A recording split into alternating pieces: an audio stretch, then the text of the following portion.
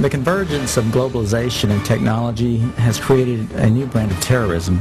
There were persons who, for whatever reason, came to view their home country as the enemy.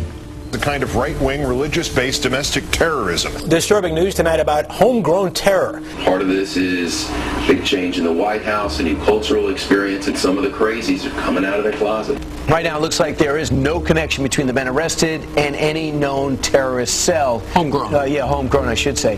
Folks, we've got a very serious situation here. I'm holding what is called the right-wing extremism, current economic and political climate, fueling resurgence and radicalization and recruitment.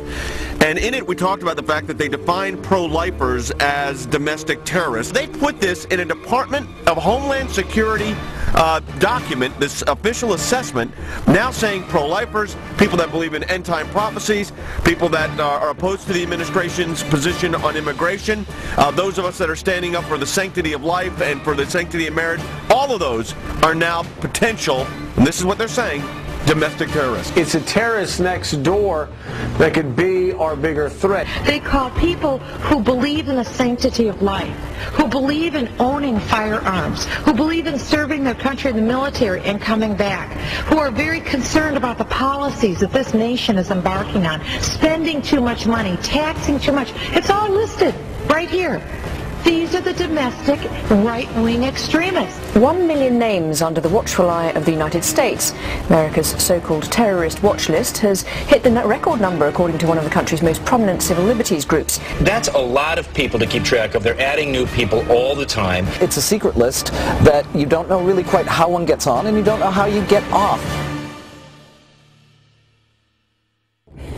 They're coming out and profiling huge groups of people. You know, if you voted for a certain political candidate, you should be considered a potential threat.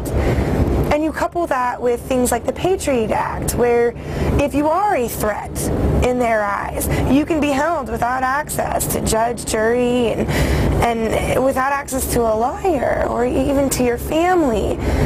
That's very concerning, because we've watched our country go through and do this to brown people, you know, overseas. They're rounding up enemy combatants and they're putting them in camps and they are torturing them. That is a fact. We know that. In Missouri, a new document meant to help Missouri law enforcement agencies identify militia members or domestic terrorists has drawn criticism. The February 20 report, called the Modern Militia Movement, mentions such red flags as political bumper stickers for third-party candidates, such as Ron Paul, who ran for president, talk of conspiracy theories, such as the plan for a superhighway linking Canada to Mexico, and possession of subversive literature. So the state police in Missouri have been told that if you see a car with a bumper sticker that opposes the so-called creation of North American Union, the superhighway, that you are probably following a militia member, that you are following an anti-government radical. If you see a car with a bumper sticker that says Ron Paul for president, you might be dealing with a violent radical.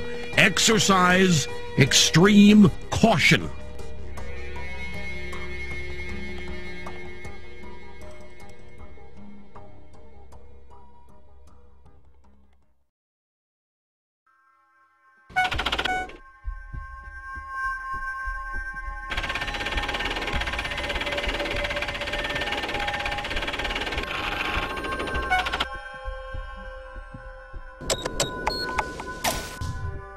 We do know that 28% of their funding comes from the Department of Homeland Security. This is not the first time that a report has been issued to Missouri law enforcement and surrounding fusion centers in other states by the MIAC Center. Previously, there have been several reports, such as the MIAC report in the state of Missouri, but this is the first time that a report such as this actually named individuals. Once you label someone in a derogatory manner, an extremist, a potential militia member, terrorist, whatever term is used, for some people the moniker will remain. Before you can persecute people, before you can incarcerate large numbers of people, you have to marginalize them. You have to create the image that these people are dangerous to society, or they're extremists or radicals, call them what you will.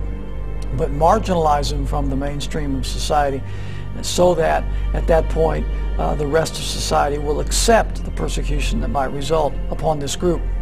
It's been an age-old strategy that's worked in every totalitarian regime in the history of the world, and that's why we're concerned here in the United States when we see this kind of marginalization going on about people who voted for Ron Paul or people who voted for Chuck Baldwin.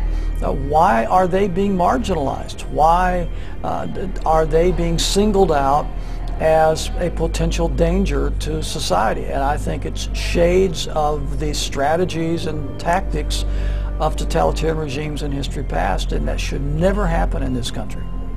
The people in Washington, D.C. haven't represented what was on the American people's minds for a long, long time. They are the most disassociated, discombobulated, disconnected people on this planet. And they necessarily had to do that for all the violations of the Constitution that they've done. Just how far are you willing to go before you stand up and say no more to the federal government?